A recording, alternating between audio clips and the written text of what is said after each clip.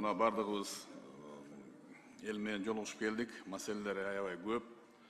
Бирок ошол учурда баса берилип кетишкен нерсе Өзгөн районунда көптөгөн жакшы жумуштар аткарылып, мына заманбап спорт комплекс ачылды. Биздин райондук больницаны толук жаңы куруу боюнча чечимдер кабыл алынды. Жолдор салынып атат. Муну элдин бардыгы көрүп жолугушууда биздин ушул президентибизге Камчыбек Кыдыршаевичке ыраазычылыгын билдирип атышат. Муну менен эле катар чечилбеген маселелер дагы бар. Мисалы үчүн мына Куршап айыл аймагынын Куршап айылы бул эң чоң айылдардын бирине кирет. Мурда бул райондун борбору болгон. Ушул жерде мектеп менен бала бакчанын жетишсиздиги так байкалып турат.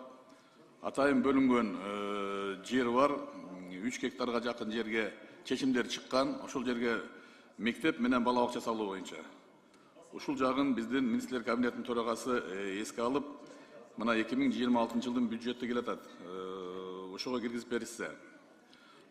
Мындан тышкары президентибиз өзүнүн фонддон акча бөлүп, Жаманадыр участкасындагы кайрак жерге суга суу чыгаруу боюнча чечим кабыл алынган болчу.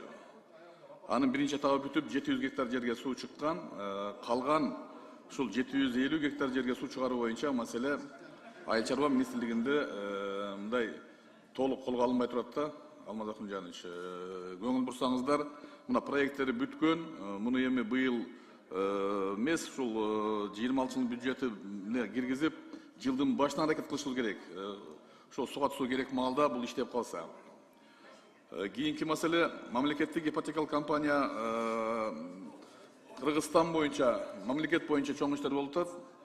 Ошол эле учурда мына Өзгөн районунда 2 айыл өкмөттүн жерине курулуштар башталды. Ошол айыл өкмөттүн тургундарынан суроо туруп атат. Мына биздин айыл өкмөттүн жеринен жер берилди эле.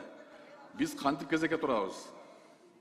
Ошол жерге муктаж адамдар, кезекте турган айыл өкмөттүн кезегинде тургандар, биз жалпы кезекке турганда кандай болот деген суроону коюп атышат. Ушуну эске алып коюшса. Мына азыр эле менин коллегам Сүйүнбек Абдулдаевич көтөргөн маселе бул милиция ардагерлеринин пенсиясы. Өзүнүн өмүрүн тобокелге салып, эл үчүн күнү түнү дебей, түндү түн дебей, күндү күн дебей кылмышкерлер менен күрөшкөн милиция кызматкерлери пенсияга чыккандан кийин ушул пенсиясы көтөрүлбөй келет да.